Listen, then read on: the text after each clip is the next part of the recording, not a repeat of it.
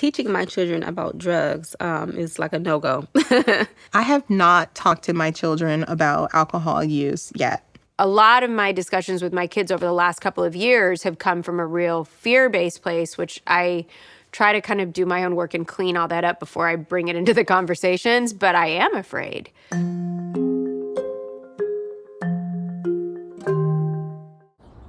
I think I thought about my children and addiction before I even had children. My struggle with alcohol began at the age of 18. I grew up by no fault of anyone else, just a very highly anxious child.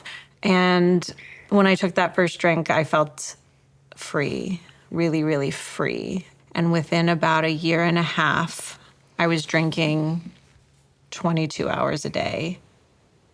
My fear is that he'll try something and feel what I felt, that hellish roller coaster that I was on until I finally got off. I think some of the misconceptions around drugs, alcohol, is if we have these conversations with our kids, that we might be inadvertently like promoting that it's okay to do those things, when these conversations are really about safety, about health, about knowing what's out there. In order to have tough conversations, we have to have a strong relationship. And that's really where a lot of prevention comes from around drugs and alcohol. We want to make sure they don't feel like it's a subject they can't talk about at all, because then they're less likely to ask for help if they really need it. So we want to start talking to kids about drugs and alcohol at early ages, usually during elementary school.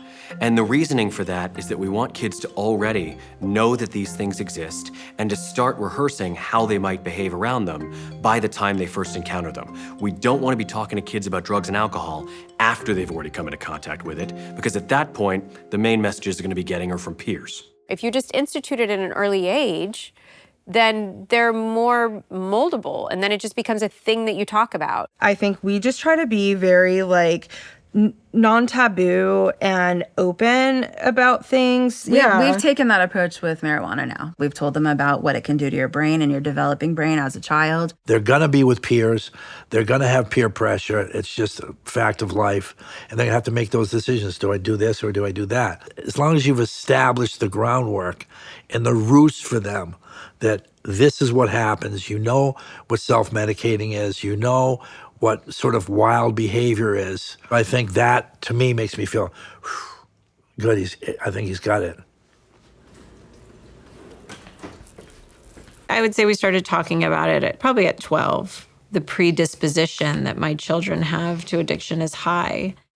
And so we've always kept a very open dialogue in our home about addiction. I want to put the fear in them, but not so much so that they can't enjoy a social drink when they're older. When parents have an addiction history, we often encourage them to tell the child because that could be a risk factor. But we don't encourage parents to tell kids kind of stories from the front of their own drug use or alcohol use as teenagers. It's better to say to kids, look, I can be honest with you, these things were present when I was a kid, and then to pivot back to saying, and I want to make sure you make smart decisions, and that I support you in doing that. We all know that our kids are going to do stupid things and they're going to make bad choices just like we did. All I care is that they call me and don't get in a car.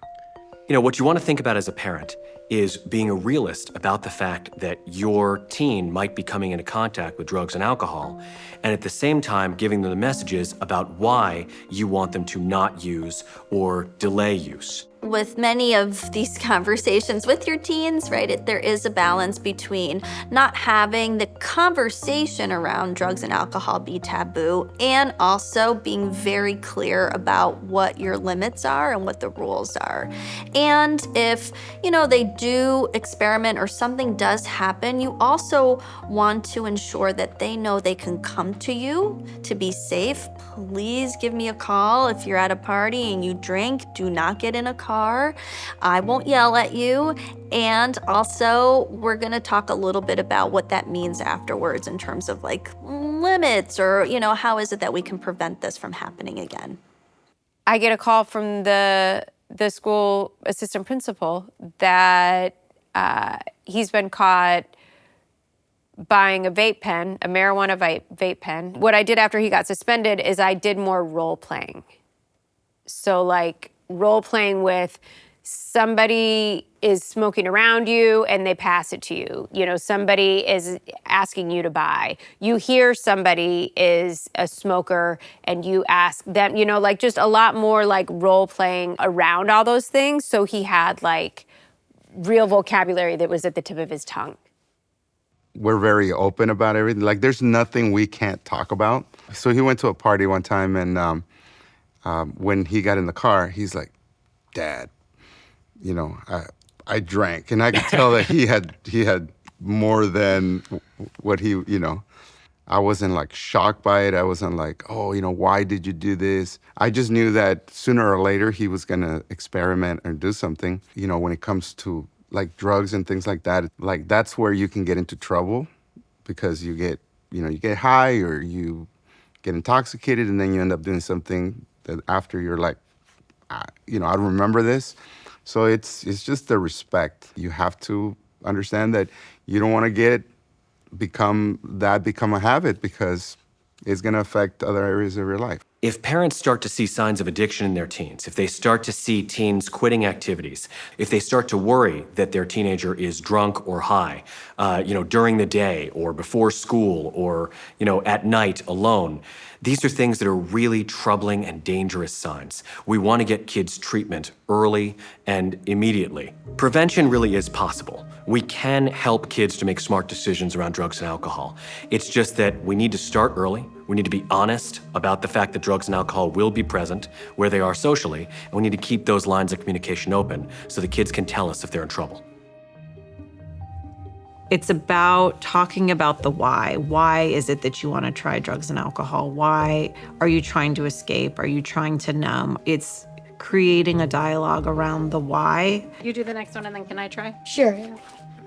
It's highly unrealistic to assume your kid is never going to try something, but it's about building a full life for your kid and healthy outlets and connection. The disease of addiction is really just a disease of isolation.